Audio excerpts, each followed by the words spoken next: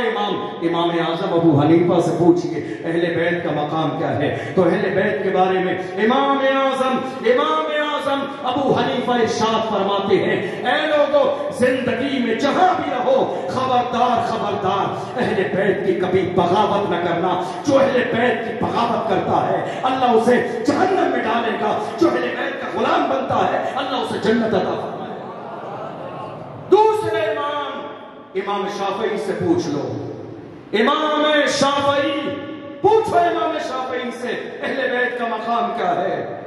امام شافعی کو بغداد میں اس عالم میں لایا گیا، ان کے پیروں میں بیڑیاں ڈالی گئیں، اور اہل بیت سے محبت زیادہ ہونے کی بنیاد پر دنیا نے کہا یہ رافضی ہیں، یہ زیادہ محبت دکھاتے ہیں۔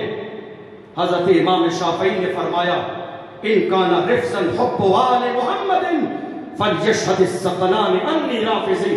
ڈنکے کی چوٹ پر اہل بیت کی محبت پوری دنیا کے سامنے اقرار کر رہے ہیں۔ اگر اہل بیت کی محبت رافضی ہونا ہے تو جنات اور انسان گواہ ہو جائے کہ شافعی رافضی ہو گیا۔ میں نے محبت کی ہے، اہل بیت سے کوئی جرم نہیں کیا۔ اگر دنیا یہ کہتی ہے اہل بیت کی محبت کرنے والا رافضی ہے، گواہ رہو میں رافضی ہو گیا۔ تیسرے امام مالک سے پوچھو اہل بیت کا مقام کیا ہے۔ یہی امام مالک ہیں جب جعفر بن سلیمان نے انہیں کوڑے لگائے جن کا تعلق اہل بیت سے تھا، اختلاف ہوا مسائل میں، کوڑے لگائے، بے ہوش ہو کے زمین پہ گر پڑے۔ شریعت کے تیسرے امام مالک زمین پہ گر پڑے۔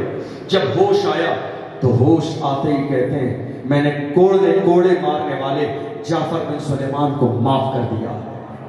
کسی نے کہا کسی نے تو تم سے معافی مانگی نہیں، اس نے کہا تم سے کہا معاف کر دو، تم اپنی طرف سے معاف کر رہے ہو؟ بولے ہاں میں اپنی طرف سے معاف کر رہا ہوں، اس لیے کہ میں جانتا ہوں ان کا تعلق اہل بیت سے ہے، میں اس لیے معاف کر رہا ہوں، کہیں ایسا نہ ہو قیامت کے میدان میں میری وجہ سے اہل بیت سے پوچھ تاچھ ہو جائے۔ یہ محض نسبت رسول کی بنیاد پر میں دل سے معاف کر کے جا رہا ہوں۔ چوتھے امام احمد بن حنبل کا عالم یہ تھا جب اپنی درسگاہ میں ہوتے، جب اپنی خانقاہ میں ہوتے، جب اپنی محفل میں ہوتے، جب مسند پہ بیٹھے ہوتے اور کوئی وہ شخص آ جاتا جس کا تعلق اہل بیت سے ہے تو یہی اپنے امام وقت کے امام ہیں، جب کوئی اہل بیت سے تعلق رکھنے والا آ جاتا تو اپنی مسند کو چھوڑ کے اٹھ کے کھڑے ہو جاتے، ہاتھ باندھ کے۔ کیوں کھڑے ہو گئے؟ کیا کھڑا میں کسی دولت والے کے لیے نہیں ہوا، کسی مالدار کے لیے نہیں ہوا،